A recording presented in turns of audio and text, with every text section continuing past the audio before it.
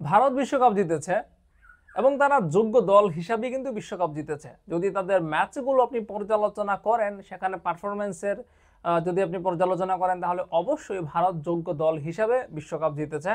এটা নিয়ে কারো কোনো সন্দেহ থাকার কথা নয়। তবে এখানেও একটা কিন্তু রয়েছে। ভারত হয়তোবা মাঠে তাদের সেরা পারফরমেন্সটা করেছে, হয়তোবা তারা তাদের প্রতিপক্ষের সঙ্গে যে ম্যাচগুলো খেলেছে বা তাদের প্রতিপক্ষ যারা ছিল এবারের আসরে, তারা ভারতের সঙ্গে মাঠের লড়াইয়ে পেরে ওঠেনি।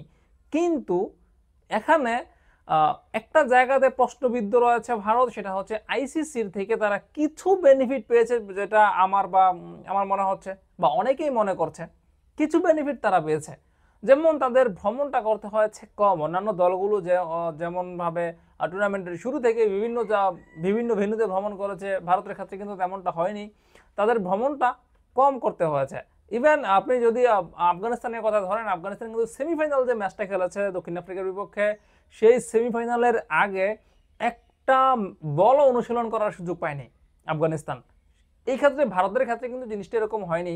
আবার আরেকটা বিষয় হচ্ছে, যদি আপনি শিডিউলটা দেখেন, এটা এরকম নয় যে ভারত গ্রুপ মানে সুপার এইটের কথা যেটা বলছে, যে ভারত গ্রুপ চ্যাম্পিয়ন হলে বা ভারত গ্রুপ রানার্স আপ হলে এই সেমিফাইনাল খেলবে, প্রথম সেমিফাইনাল খেলবে, চ্যাম্পিয়ন হলে দ্বিতীয় সেমিফাইনাল খেলবে, এরকমটা কিন্তু শিডিউল করা ছিল না।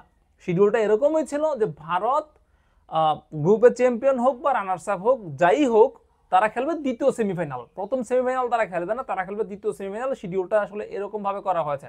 এখন আপনি প্রশ্ন তুলতে পারেন যে ভারত যে ফাইনালে সুপার এইটে বা সেমিফাইনালে উঠবেই, ভারত যে সেমিফাইনালে উঠবেই তার কি গ্যারান্টি আছে? ভারত তো তার আগেও বিদায় নিতে পারতো। হ্যাঁ, সেটা নিতে পারতো, ভারত বিদায় নিতে পারতো, কিন্তু আসলে টুর্নামেন্টের যে শিডিউলটা সেটা ওরকম ভাবে করা হয়েছে যে ইন কেস যদি ভারত সেমিফাইনাল খেলে, তাহলে তারা দ্বিতীয় সেমিফাইনাল খেলবে। সেটা তারা গ্রুপ চ্যাম্পিয়ন হয়ে উঠুক বা গ্রুপ রানার্স আপ হয়ে উঠুক, তারা যদি তারা সেমিতে ওঠে, তাহলে তারা দ্বিতীয় সেমিফাইনালটা খেলবে, প্রথম সেমিফাইনালটা না। এটা একটা সুবিধা পেয়েছে ভারত। এবার যদি আপনি ফাইনালের কথা চিন্তা করেন, সেখানে দেখা যাচ্ছে কি, দেখেন ফাইনালের যে বিষয়টা হয়েছে, সেখানে কিন্তু আসলে আপনার যুক্তিতর্ক করার কোনো সুযোগ নাই, সেটা নিয়ে আপনি সমালোচনা করতে পারবেন না। এখানে সমালোচনার কিছু নাই, কিন্তু ম্যাচের মধ্যে যেটা ঘটেছে সেটা নিয়ে কিন্তু সমালোচনা করা যায়। সূর্যকুমার যাদব যে আউটটা ক্যাচটা ধরেছেন ডেভিড মিলারের, সেটা নিয়ে কিন্তু প্রচুর পরিমাণে সমালোচনা হচ্ছে, এবং এটা হওয়াটাই স্বাভাবিক। কারণ ফাইনালের মতো একটা মঞ্চে আপনি এরকম একটা আউট হয়েছে, এরকম একটা ক্যাচ হয়েছে, সেটা আপনি জুম করলেন না, কিছু করলেন না, তাড়াহুড়ো করে সিদ্ধান্তটা দিয়ে দিলেন, যেমনটা হয়েছিল বাংলাদেশের সঙ্গে ভারতের অস্ট্রেলিয়া অনুষ্ঠিত বিশ্বকাপে। তাড়াহুড়ো করে আউটটা দিয়ে দেওয়া, মানে সেটা কেন? এটা তো আরেকটু আপনি আরেকটু সময় নিতে পারতেন। আম্পায়ার যে বিষয়টা করেছে তিনি কিন্তু আরেকটু সময় নিতে পারতেন, আরেকটু জুম করতে পারতেন, বাউন্ডারির অ্যাঙ্গেল থেকে দেখাতে পারতেন। বাউন্ডারির অ্যাঙ্গেল থেকে কিন্তু আসলে দেখানোই হয় নাই। এবং যেটা মনে হচ্ছে যে সূর্যকুমার যাদবের পায়ের বুটের যে সামনের অংশটা, সেটা বাউন্ডারি টাচ করেছে, এরকমটা মনে হয়েছে।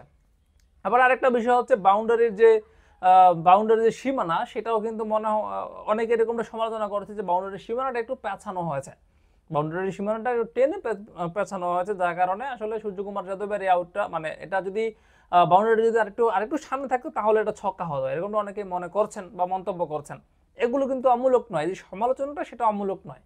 আমরা ধরে নিচ্ছি যে এটা আউট হয় নাই, আমরা ধরে নিচ্ছি এটা আউট হয়েছে। আম্পায়ার হয়তো বা এক দেখা দিয়ে বুঝে গেছেন যে এটা আউট হয়েছে, এটা ছক্কা হয় নাই, তিনি এক দেখা দিয়ে বুঝে গেছেন। কিন্তু এখানে তিনি এক দেখা দিয়ে বুঝলেন, এত শিউরিভাবে তিনি বুঝলেন যে তিনি তাড়াহুড়ো করে সিদ্ধান্তটা দিয়ে দিলেন, এবং ওই সময়টাতে সিদ্ধান্ত দিলেন যখন ডেভিড মিলার এটা যদি একটু দিক সেদিক হয়, তাহলে একটা ছক্কা। আউট হয়েছে, আউটটা না হলে কিন্তু জিনিসটা ছক্কা হতো, এবং তখন অবশ্যই ভারত চাপে পড়ে যেত। তবে একটা বিষয় হচ্ছে, যারা 24 রান করতে পারেনি, বলে বলে রান যারা করতে পারেনি, তারা শেষ পর্যন্ত এসে আসলে এগুলো নিয়ে বিতর্ক কিছু নাই। কিন্তু প্রথমে যেটা বললাম যে ভারত যোগ্য দল হিসেবে বিশ্বকাপ জিতেছে, কিন্তু কিছু কিছু সিদ্ধান্ত আসলে ভারতের এই জয়টাকে প্রশ্নবিদ্ধ করে তুলছে।